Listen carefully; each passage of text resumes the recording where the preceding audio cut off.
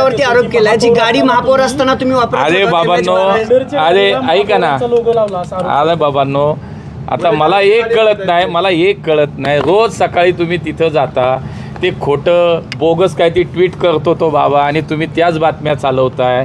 आता मी तुम्हाला सांगतो, मी 2 वेळा स्पष्टीकरण दिलं, आज शेवटचं स्पष्टीकरण तुम्हाला देतो. मी तुम्हाला सांगतो की प्रत्येक गोष्टीचा पुरावा मागा रे बाबांनो, उगाच काय ते कशाला लावताय.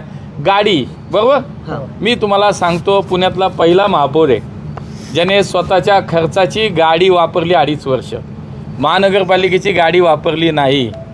राहिला विषय बडेकरांच्या नावाची गाडी कुठली आहे? बडेकर प्रॉपर्टीज.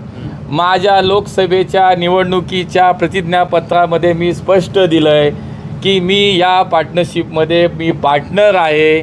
त्या पार्टनरशिपमधली माझी गाडी मी वापरली, मी स्वतःची गाडी वापरली, स्वतःचं इंधन वापरलं. अरे बाबा, इतका कृतज्ञ का होत आहे? पुणेकरांना अभिमान वाटला पाहिजे आणि वाटतो की एक महापौर असा मिळाला ज्यांनी स्वतःची गाडी 2.5 वर्ष वापरली. बाबांनो, ही बातमी अशी करा, ही निगेटिव्ह करू नका. उगाच रोज काहीतरी चाललंय, एक वेळ लागलेला काय म्हटलं विकृत मनोवृत्तीचा माणूस रोज काहीतरी बोलतो, तुम्ही रोज बातमी करताय, त्याने ते आरोप करताय. तुम्ही काय नोटीस नाही? आता बाद झालं. मी तुम्हाला सांगतो आता नाही, जाऊ द्या. हे बघा, नाही ऐका ना, आता तो मुद्दा सोडा. मी तुम्हाला आजही सांगितलं की मी त्या माणसावर इलेक्शनला पण नाही बोललो. व्यक्तिगत द्वेष, कुठंतरी आकस आणि ह्याच्या मला वाटतं आता हे तुम्ही चालवणार का नाही की एकमेव महापौर आहे पुण्याचा ज्यांनी स्वतःची गाडी वापरली. ती गाडी कुठली वापरली?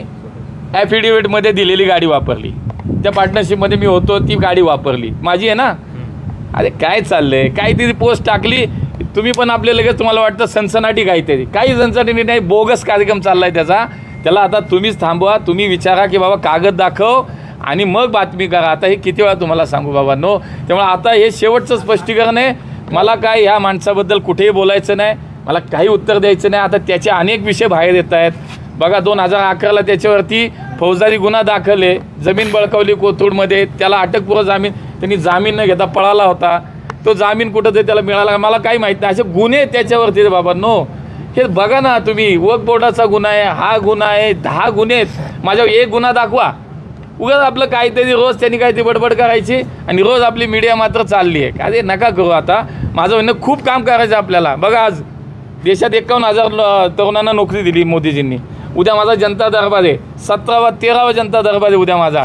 आज प्रत्येक जनता दरबार 5-5, 10,000 लोकांची कामं मी करतो. हेच आव्हान आहे बाबांना चांगलं. हे काहीतरी उगाच आपलं त्याला नाही काम नाही धंदा, सगळीकडनं लोकांनी टाकून दिलेलं आहे. उगाच आपल्या ते रोज काहीतरी बोलताना आपण रोज चालवतोय. खूप खूप धन्यवाद.